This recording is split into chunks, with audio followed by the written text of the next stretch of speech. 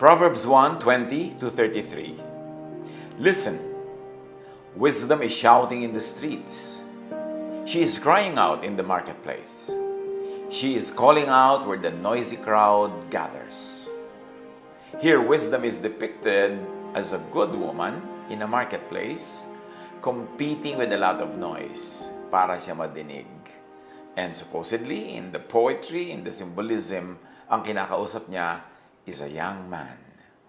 Therefore, ang wisdom is addressed even to young people, to those who are still young. And wisdom is better learned, best applied while still young. Ang pamagitan ating pag-aaral ngayon na napakahalaga to have a happy, full life in Jesus. Be wise on time. Dapat maging wise tayo sa oras, hindi huli sa tamang oras. Madaling maging wise sa huli dahil natuto ka na, nagkamali ka na, nasaktan ka na. Pero ang pinakamabuti para ang tunay na pagpapala ng Panginoon ay mamulaklak, mamunga sa ating buhay, ma-maximize natin ang lahat ng magagandang kalooban ng Panginoon para sa atin, kailangan maging wise on time, sa tamang oras. And what is being wise on time? Bago magkamali. O habang nagkakamali pa lang at nagsisimula, hindi sa dulo na naani na ang mapait na bunga ng mga pagkakamali. Wisdom speaks and shouts, competes with noise, with foolishness. And the wise listens for wisdom, listens to wisdom. Yung sa dami ng ingay, inuulinig mo talaga kung alin yung wisdom. Sa dami ng bumubulong, sumisigaw, umaagaw sa ating pansin, ay tayo nanunuri. Napilit nating dinidinig kahit yung anas, bulong ng wisdom, sa kabila ng napakaraming dumadagundong na ingay ng foolishness sa ating paligid. Proverbs 1:20-33 sa pagpapatuloy, Fools, how long will you love being ignorant? How long will you make fun of wisdom? How long will you hate knowledge? Dito ay pinapakita na ang kamangmangan, ang foolishness, ay hindi lamang napakamaiksing panahon, matagal, mahaba. At salamat naman sa Diyos. Hindi instant naman. Usually, ang bunga ng foolishness. Hindi parusa agad, hindi kahirapan agad, hindi pagdurusa agad. Matagal, sunod-sunod na mga pagkakamali. Matagal, sunod-sunod na pagbibingi-bingihan sa katwiran. Matagal, sunod-sunod na pagbubulag-bulagan sa liwanag bago magkaroon ng mapait, masaklap at malaking bunga ang ating mga pagkakamali. Binibigyan tayo ng Panginoon ng panahon para matuto, para maisip, para magbagong loob, para magbago ng isip. Pero sabi ng wisdom, how long will you love being ignorant? How long will you keep repeating the same mistakes? How long will you keep listening to foolishness? Obserbahan natin sa maraming mga pamilya. Kadalasan ng mga problema ng bawat isang pamilya, yun at yun din, paulit-ulit. Kung ang problema nila ay relationships, paulit-ulit ang problema ng relasyon ng tatay at nanay, ng kapatid at ng kapwa-kapatid, ng magulang at ng anak, ng mga in-laws. May mga brand of problems na para bagang paborito ng mga pamilya, yun ang problema nila. May mga pamilya naman na lagi ang problema, pera. Alam mo, lagi na lamang silang nagkaka-chance magkapera pero nawawala. Lagi sila nagkakaroon ng kabuhayan pero nauubos. Lagi silang may chance na umahon pero mamaya babagsak na naman. Paulit-ulit, financial yung problem. Meron naman behavioral. Kung yan ay dahil sa mga bisyo, dahil sa mga addictions, o dahil sa asal sa buhay. Meron naman ang problema nila, kalusugan. Paulit-ulit. Maliban na lang, of course, kung genetic yung dahilan ng sakit. Pero marami mga sakit ng pamilya na dahil sa kanilang lifestyle, dahil sa kanilang values, dahil sa kanilang pamamaraan ng pamumuhay, paulit-ulit ang mga problema kasi paulit-ulit din ang ginagawa nila mga maling hakbang. Kaya sabi ng wisdom, how long will you listen to foolishness? How long will you ignore wisdom? How long will you keep repeating the same mistakes? At sa puntong ito, magandang mag-isip tayo agad mga kapatid. Ano ang paulit-ulit na problema natin individually, personally? Ano ang paulit-ulit na mga problema ng ating mga pamilya, ng ating lipunan, ng ating sambayanan?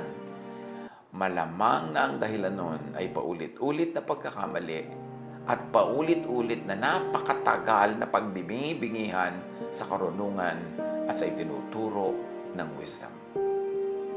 Verse 23, I wanted to tell you everything I knew and give you all my knowledge, but you didn't listen to my advice and teaching. Ganyan daw katyaga ang wisdom. Ganyan katyaga ang Diyos. Ganyan katyaga ang karunungan at kaliwanagan. Paulit-ulit, turo ng turo, pero patuloy na hindi pinakikinggan ng mga foolish people. And it takes consistency and stubbornness to be foolish. You don't become foolish by committing one mistake or two or three. Foolishness is in continuous repetition of errors and mistakes without learning.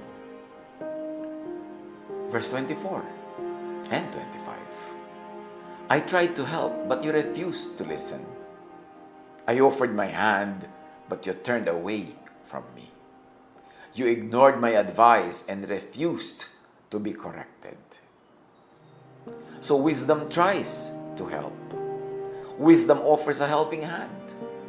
Wisdom uses tools, instruments, helpers to teach us. Kung yun man ay mga formal teachers, informal teachers, counselors, kung yun man ay verses, yun man ay mga buhay ng nasa paligid natin o sarili nating buhay o mga mumunti, maliliit na mga pain na nararamdaman natin tuwing mali ang mga ginagawa at mga desisyon natin sa buhay, patuloy at patuloy na kinakausap tayo ng wisdom. Kaya helpful, useful kuminsan yung pain. Kasi tool yan, instrument yan ng wisdom to call our attention that something is wrong. And why is our attention being called? So that the wrong thing will not become a bigger and bigger and bigger mistake. Kasi lahat may bunga. Nagbubunga ang lahat. Fools turn away from wisdom and godly reason. Fools ignore godly advice and correction. Fools ignore early signs of trouble and early and light corrections. Isa yan na characteristic of foolishness. May mga senyales na napatungo siya sa problem, hindi pa niya pinapansin. Binibigyan na siya ng mga magagaang tapik, pitik, kalabit, hindi niya pinapansin. Ang inaantay niya ay malaking dagok, malakas na hampas, malakas na palo, para lang siya magising. Pero kung tayo ay makikinig lang sa mga maliliit na bagay, mga bulong, mga anas ng karunungan, mga tapik at pitik ng buhay, hindi na tayo aabot pa sa lumala ng lumala. Kaya kung nagkakaroon ka na ng financial problem, bata ka pa lang. Nagkakaroon ka naman ng chances, pero laging nasisira yung chances na yon. Hindi natin tinutukoy dito yung talagang wala namang chance magkamali dahil wala talagang pera, wala. Pero yung meron, tapos nawawala pa. Tapos magkakaroon ulit, mawawala na naman, pabalik, merong foolishness involved. Huwag tigasan ng loob, huwag tigasan ng puso, huwag magbulag-bulagan, makinig. Para hanggang mga tampal-tampal pa lang ang maabot natin, hindi dagok at mariing hampas para tayo matuto. May mga signs of trouble. Kahit sa mapapangasawa mo pa lang, girlfriend mo pa lang, boyfriend mo pa lang, makikita mo yung magiging signs of trouble sa buhay ninyo pag magkasama kayo, pag mag-asawa na kayo eh. Kasi kung meron kayong long enough na pagsasama bilang magkasintahan bago kayo magpakasal, makikita mo na what kind of troubles does this person get into. Do I want to be part of that trouble, which probably will become bigger and bigger as time goes by? Ano ang mga sinasabitan niyang problema? Yun at yun. Kasi ang tendency niyan, unless siya ay matuto at makinig sa wisdom, magpapaulit-ulit lang yun. Kaya kung babaero, magiging babaero. Maliban na lang talagang magpalit ng pag-iisip. Kung utangero, magiging utangero. Kung lagi na lamang pumupunta sa maraming nasuswindle siya, naloloko, napagsasamantalahan, paulit-ulit na mangyayari yun. Kung hindi siya makikinig sa mararahan ng mga paalala. Pero habang siya ay lumulubog sa problemang yan at paulit-ulit niyang ginagawa ang same mistakes, palakas ang palo. Palala ng palala ang bunga, pahirap ng pahirap ang buhay. Kaya dapat makinig habang banayad na bulong pa lang at hindi ka pa binubulyawan ng langit. Habang banayad na pitik pa lang at hindi ka pa hinahagupit ng latigo, kailangan makinig. At any given time, wisdom is teaching us a lesson. Every failure, every pain, every suffering, yan ay may daladalang lesson. At kadalasan, bunga lang talaga ng ating mga ginagawang mali. Kung hindi man natin directly, personally ginagawa yan ng mga taong sangkot tayo at sangkot sila sa atin. Halimbawa, magulang at anak, kapatid at kapatid, mag-asawa, nagkakaroon tayo ng effect sa isa't isa. Kaya importanteng maging matino. Kung minsan ang tinutino ng buhay mo, tapos yung kapatid mo, waldas. Kung minsan inaayos mo ang buhay mo, pero yung tatay mo, pabaya. Minsan, ang mga magulang mo nagpapakahusay, nagpapakatino, pero yung anak naman ang gumagawa ng kung ano-anong mga kabalbalaan na paulit-ulit. Nagsisimula yan, maliit lang. Pag hindi mo itinuwid, lalaki yan ng lalaki.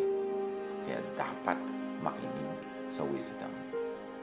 Fools insist on foolishness. And this early sa ating pag-aaral, dapat ina-identify na natin, ano ba ang aking mga foolishnesses?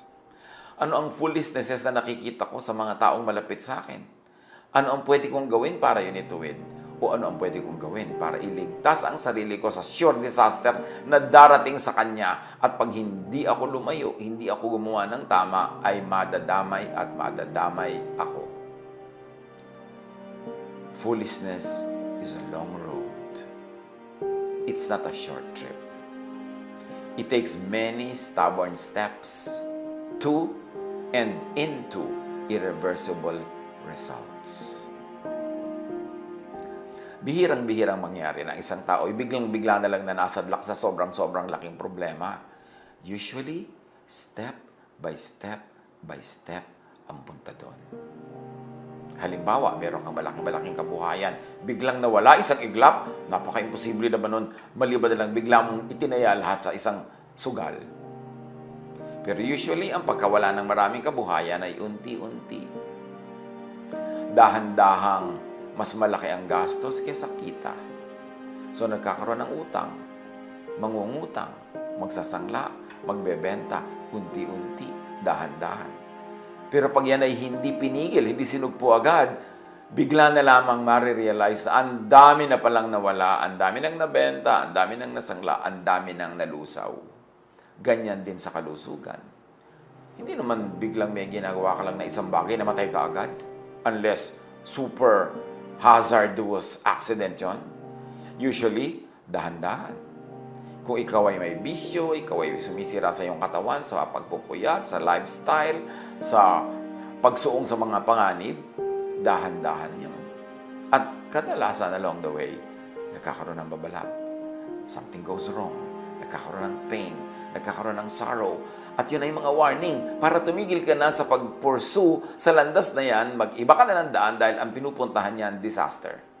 So even at this point, I like to challenge everyone, saan patungo ang mga steps nyo ngayon? Yung mga bagong desisyon nyo o desisyon nyo kahapon, last week, saan patungo? Patungo ba yun sa wisdom o sa foolishness? Nandito tayong lahat ngayon sa kinakatayuan, kinakaupuan natin, sa ating kinalalagyan dahil dinala dito tayo ng marami mga steps that we have taken in the past. Hindi ka biglang isang kisap mata, isang iglap nandyan ngayon. Bunga yan ng maraming mga hakbang. At kung nakakahalata ka na hindi mo gusto yung kinalalagyan mo ngayon, o hindi mo gusto ang pinupuntahan mo, stop, mag-U-turn, change your way para maiba. Huwag nang ituwid pa ng isang pagkakamali ang isang pagkakamali kasi lalong babaloktot. Umatras. Kung nakakaramdam ka na patungo ka sa disaster, atras. Kung noong mga una ay nakakalusot ka, nakakapagpalusot, don't think na laging may lusot. Why? Because what you plant is what you harvest. Yan, pag nag-analyze tayo ng maraming taong lumulubog sa problema, ang isang dahilan. Magkakaproblema sila dahil sa foolishness, magpapalusot. Gagawa ng palusot, tatapalan, tatakpan, pagtatakpan, gagawa ng isang mali para takpan yon o para punuan yung kulang. Pero mamaya, palaki ng palaki yung mistake, palaki ng palaki ang kulang, palaki ng palaki ang ginagawang pagtapal hanggang isang araw sumambulat na ang laki-laki na pala ng problema. Verse 26 of Proverbs 1, "So I will laugh," sabi ni Wisdom, "at your troubles and make fun of you when what you fear happens." Disasters will strike you like a storm. Problems will pound you like a strong wind. Trouble and misery will weigh you down. Yan ang sabi ni Wisdom. Sa hinaba-haba ng pagtuturo ko sa iyo, sa dinami-rami ng warning na inignore mo, pag dumating ang panahon na biglang sumabog ang problemang nililikha mo, huwag kang umasa na bigla kitang hahanguin dyan. Foolishness leads to disasters, problems, trouble, and misery.